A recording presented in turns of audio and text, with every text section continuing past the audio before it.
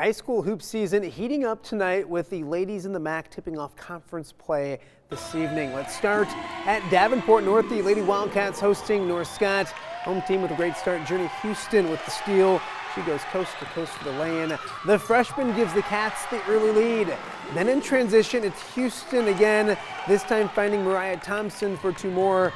North with an early 4-point lead. The Lady Lancers, though, race right back. Hattie Hagedorn with the look ahead to Bailey Boddicker, who lays it up and in. North Scott gets a little closer, then it's Boddicker again, this time cleaning up the offensive glass and get the putback. North Scott grabs their first lead of the night, this one close throughout. North Scott escapes with a 46-44 victory. MAC rivals Bettendorf and Assumption doing battle tonight as well. Second quarter, things close. Faith Furness with the drive and dish to Olivia Carr. We're tied at 16 at the half. Third quarter, Lady Knights race out of the half with a nice start. Dawson Dorsey, a nice little up and under. Assumption grabs the lead. Then it's Dorsey once again, this time sharing as she finds Ava Schubert for two more. Lady Knights grab a 4-point lead, but the Bulldogs bounce right back. It's Hattie Enstead getting in the lane and getting the floater to fall. Bettendorf back within just two. And it's Izzy Appel going right to the rim and laying home two more. We're tied at 20 at that point. We needed overtime in this one. Bulldogs head home with a 44-40 road victory. Battle of first-year head coaches in DeWitt. The Sabres hosting Davenport Central. Amara Burridge's Lady D's come out firing. Adriana Mayfield spots up, buries the three. Central up by 3. Sabres battle back. Allison Meadows drives and scores inside. Home team back within 2 early on. Back and forth we go in the first quarter. Addison Ford grabs the rebound.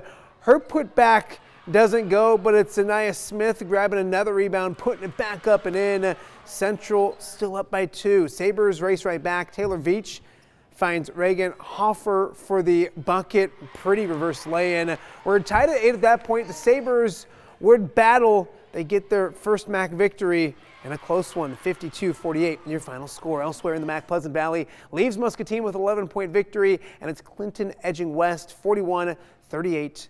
Your final score. Some boys non-conference action. North Scott welcoming Western Dubuque to the pit. First quarter, Lancers playing catch up. It's Drew Kilberg finding Cole Kilberg for the 3. We're tied at 4. A few trips later, Lancers grab their first lead. It's Drew again, this time driving, using the pretty shot fake at the rim. North Scott up 6-4. Second quarter, Lancers heat up from distance. Cole Kilberg sights, shoots, bullseye. Lancers up 11-4. Next trip, it's Kavan Phillips spotting up, burying 3 more. The sophomore scores a dozen. Lancers build a 14-4 lead.